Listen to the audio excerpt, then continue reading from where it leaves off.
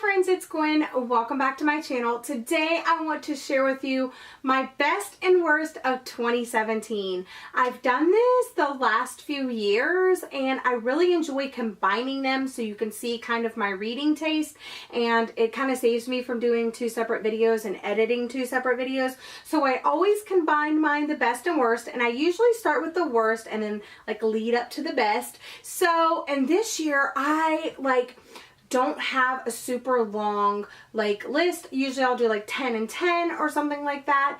I'm not even sure how many books I read, probably over 70, near 80, something like that. I could check my Goodreads, but I'm too lazy to do that right now. These are books that I've read in 2017 and I either didn't like or I did like for various reasons.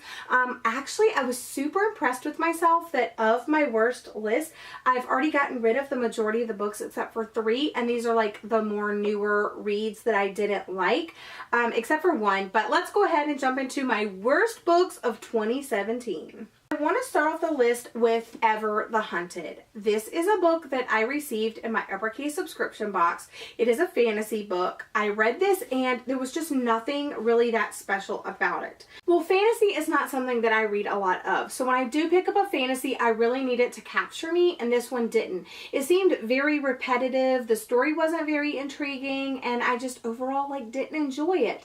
Any reviews of any of the books that I talk about here today, I will have linked in the description box, because I did do a really good job of reviewing as many poetry books and novels that I read this year that I could. So if any of these books have reviews, I will have them linked for you in the description box. Next book on this list is something that I no longer have a copy of, Screwtape Letters by C.S. Lewis. I read this because it's one of those books that a lot of people reference, and it's something that you always hear about or hear something referenced about it or to it or compared to it, and I wanted to be in the know, like, what is this all about? And I read it, well, I actually listened to it on audiobook, and I'm so glad that I listened to it on audiobook, because there is absolutely no freaking way I could have gotten through it any other way. I did listen to the entire audiobook. It was very boring. I didn't get it. I understand what people are talking about now, but there's just so many other comparisons to be made to other books that are better. This one just seemed kind of boring. Maybe it was better for its time. I don't know. I didn't like it, but it was a classic that I read this year. Another book that I struggled to get through was Library of Souls by Ransom Riggs, but I'm happy to report I no longer have my copy. Now, I'm being honest with you guys. I really did enjoy Miss Peregrine's Home for Peculiar Children.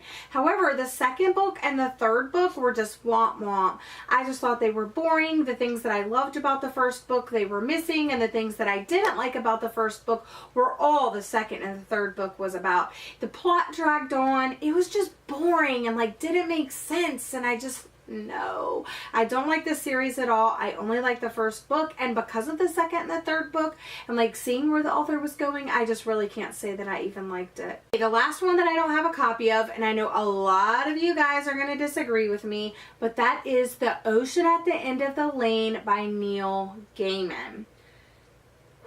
I don't even know where to get started with this book. I was so excited to see what the hype was surrounding this book. Now, I will say right off the bat that I'm not a fan of magical realism. And ta-da, guess what this book is?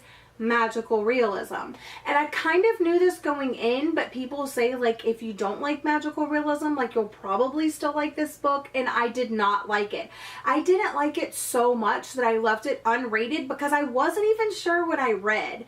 There was nothing that stood out to me about this book. It was just weird. I mean, I can totally remember what happens. The story is very vivid in my mind, but it just doesn't make sense. And maybe it's not supposed to. I don't know. I didn't like it. I got rid of it. The last 2 books on this list are pretty more recent reads. I do have physical copies of. The first is The Hidden Memory of Objects by Daniel Mages Mateo. I believe I did a full review of this. I'm not sure. Like I said, any reviews will be linked down in the description box. I received this in my Once Upon a Book Club subscription box, and it sounds so cool. This sister's brother is found dead, supposedly of an overdose. She starts investigating because she doesn't believe that her brother would OD. So when she touches something, she gets like a memory from that. So that's what I thought it was going to be. She's going to like solve this crime, like touching these things and like piecing it all together. It was not that. It had too much historical like facts thrown in about Abraham Lincoln and his assassination, and just you're always going to the museum and there's just like, ugh, it just doesn't make sense. I didn't like it. I don't understand it. I didn't enjoy it at all. It was another book that I basically had to force myself to finish, but I did, and I think I gave it like 1 or 2 stars. Okay, and the last book on this list is one that some of you are going to be shocked by. I was shocked that I didn't love it as much as I, didn't, and that is First We Were Four by Andrea Sowry. And I was so looking forward to this book, you guys. I was like super pumped. I made a special order for this book because if you don't know, I'm on the panel of judges for the thriller mystery category in the YA BookTube Awards, which you need to start voting ASAP because yes, it's almost over for the second round, and yeah, you need to get on it. But this is one of the books that I like read because of that, because I knew it was like super popular and like on Instagram and BookTube, and and everybody was raving about it, or maybe I was thinking they were raving about it and they were just, I don't know. This book was so boring. I was so bored. Again, the premise sounds really super cool, but it's just so boring and it takes forever for the story to like get going, and then once it gets going it's kind of like, huh? And then after that you're just kind of like so let down by it. I was so let down by it, you guys, and that just stinks because I was hoping that this was going to be like one of my favorite books of the year. It did not meet that criteria.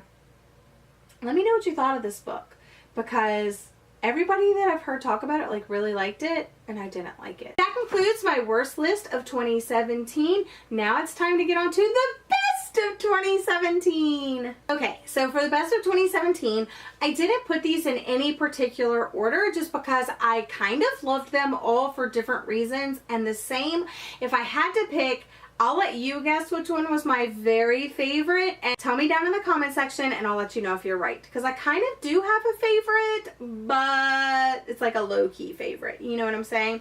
But these were all really excellent books that I read this year, and I just want to share them with you, and if you happen to have missed them, then definitely check them out in 2018. Maybe in Another Life by Taylor Jenkins Reid. I read this during Booktubeathon this summer because the previous summer I read another Taylor Jenkins Reid, and I just think I really like this author's writing style. I liked the story, I liked the characters, the plot moved along. It was just very interesting and very intriguing. I really liked it. I can read her books super fast. They're contemporary, which I love. So what's not to like about Taylor Jenkins Reid? Okay, another book that I've seen popping up on a few lists is A List of Cages by Robin Rowe. I absolutely adored this book. I know for a fact that I have a review of it. I love the connection between the two main characters. I love that they were previous foster brothers. They bump into each other again. It has ADHD, and it also has trigger warnings for child abuse, child neglect, and all kinds of other stuff. It's a very sad book, but it's a very eye-opening book, and I just loved it. It like pulled on my heartstrings, and I just loved it so much. I kind of want to reread it now because it was that good. Guys, like I said, I don't read a lot of fantasy, so when I do, it really needs to grip me. If you watched my list from last year, I loved this Savage Song. So this year, when I picked up Our Dark Duet, I had very high expectations going into this. I loved this book, you guys. It like ripped me apart and put me back together. I loved it. It was excellent. I love the world. I love the characters, especially August, and I'm still kind of distraught a little bit. I'm still kind of a little hurt. It's heartbreaking. It's beautiful. I can't talk about this book too much. It's so good, you guys. first books that I read this year, was like very early on in the year, is Caraval by Stephanie Garber. A lot of people were comparing this book to The Night Circus, and disclaimer number one, I had never read The Night Circus up until this point. I did read it this year and I did enjoy it, but I hadn't read that, so I didn't have any correlation of like what to relate it to. But after reading The Night Circus and reading Caraval, they are nothing like each other at all. This is almost like a game show. It's like a performance. It's like going to the theater. And then The Night Circus is actually like an actual circus with actual performers and magicians and stuff like that. And it spans many years, decades even. And it's so magical. It's another magical realism book, and it's one that I actually enjoyed. But back to Caraval. This is a performance where two sisters have always wanted to go to this performance. They go to the performance, a mystery ensues. It's incredible. I love the environment. I love the characters. I love trying to figure out what was going on, because I tell you, like, you know, everything isn't as it seems. And I really enjoyed this one, you guys. A lot of people are not liking this book because they are making the comparison between The Night Circus and Caraval. If you realize that Caraval and The Night Circus are two totally different books, they're nothing like each other at all. Like, even the premise of the story is totally different. An actual circus and like going to the theater, your local community theater, that's not similar at all. So I think it was just the title and like maybe the design. I don't know what made people think that this was like The Night Circus. Who was telling you it was like The Night Circus? I'm still totally confused by that. I loved this story, really enjoyed it. It's a game, it's a performance. It's like, I want to go, I want to participate. But yeah, I really, really liked this one, you guys. I think I've talked about this book so much on my channel, you're probably getting sick of it. But I loved this story, you guys, and it's so important with the mental illness rep, its own voices. It's a debut by Allison Britz, and that is Obsessed My Life with OCD. This is a memoir. It doesn't read like one, though. It reads like kind of like a fictionalized story from an own voice's perspective, but this is her memoir, and I just found it so captivating. A lot of people have said like the negative side of things is that it is very repetitive. Hello, it's OCD. Like, I don't know, like what people were thinking. It wasn't going to be a little repetitive, but it was repetitive in the best possible way. You really do follow Allison Britz down this rabbit hole and just kind of hope that she emerges on the other side. I have connected with her on Twitter, and she's a great person, and I just can't imagine dealing with the things that she did. I love that it focuses on not only her downward spiral, but her like getting help and like the type of therapy that she went through. And I loved this so much. I still don't have a finished copy. This is my ARC that I got, and I love this. Like, I got it from the publisher because I was super excited about it. The cover was awesome, and I just love, you know, being able to read about and share people's story, and this is one that I really want to continue to share. So thank you to Allison Britz for writing it. Thank you for the publishers for sending it to me. I loved it, and I will cherish this copy forever. Okay, next up on this list is a semi-definitive list of Worst Nightmares by Crystal Sutherland. Now, if you're looking at this cover and thinking, seriously, what is up with that cover? I was thinking the same thing. I was thinking it was going to be cheesy. It was going to be like not well written. It was just going to be like one of those books that like you're like, oh, it came out great for the author, but nobody's going to read it. This was really good. It was such a dark horse, and like once I read it, I was like, I need other people to read it, and like so few people did, so it kind of hurts my heart.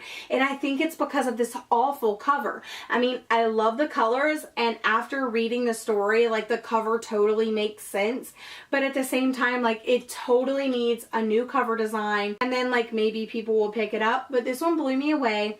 It talks a lot about death. It talks a lot about family. It talks a lot about fear. It talks a lot about overcoming fear. I loved this story. There's twins in here. This was such a cool story. And I think you guys need to pick it up and read it in 2018 if you missed it in 2017. The next book on my list is another book that I received in my Once Upon a Book Club subscription box, and that is All the Good Parts by Loretta Nyhan. I loved this book. It's an adult fiction story about this 39-year-old lady who's broke, single, back in school, and living with her sister. And she kind of goes to like one of her appointments, and the doctor tells her, like, you know, you're almost hitting menopause. Like, if you want to have a kid, now is the time. And so she's like, well, yeah, I want to have a kid, but there's no guys in her life. So she's trying to like find a guy that she could possibly be with so she can have a kid, or if she's gonna adopt or what, or like, I don't know. I don't know if I read this at just like the perfect time or what, but this book was so good. And I don't know if it was just like the reading experience when I read it, but I really enjoyed it. And it's not a book that I knew anything about when I picked it up other than what was written on the back. And I really enjoyed it. I loved the writing. I loved the characters. I loved what happened at the end. It was just so good, you guys. So if you're looking for like kind of like an unexpected book, definitely pick this one up. And the last book that I want to talk to you about today is Cold Summer by Gwen Cole. Another book that I really enjoyed that I think not a lot of people are reading, and it's a shame because it's really good.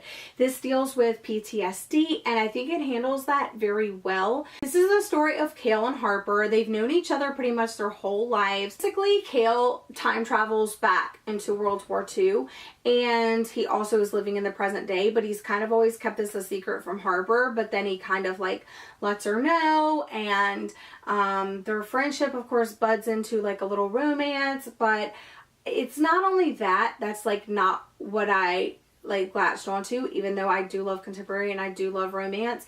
I just loved the writing. I loved the characters. I loved understanding Harper's motives and Cale's motives, and kind of seeing their different sides of their family. And I loved that it had video games in it. I loved that it had a muscle car in it. It had like all of my favorite things in it, and I loved it. It was so good, you guys. More of you need to pick this up. She also has a new book coming out very soon. I believe it's called Ride On, and I'm super stoked about it. But yeah, this was it was heartwarming. It was interesting. It was informative. It was good. Definitely pick it up. So the moral of this video is, if you have not read these books, then you definitely need to check them out in 2018. Put them on your TBR, go to the library, see if they're available, check them out on ebook or audiobook or however you need to get your hands on them. That's all I have for you today. I love doing the best and worst lists at the end of every year. It kind of just reminds you of great books that you read. I will say overall, this isn't the best reading year I've ever had, but these books definitely stuck out to me. I definitely tackled some things that I've been like wanting to read for a while, like the Screwtape Letters and the Night Circus. Thank you for joining me. I hope you're all having a lovely day, and I'll see you again in my next video. Bye!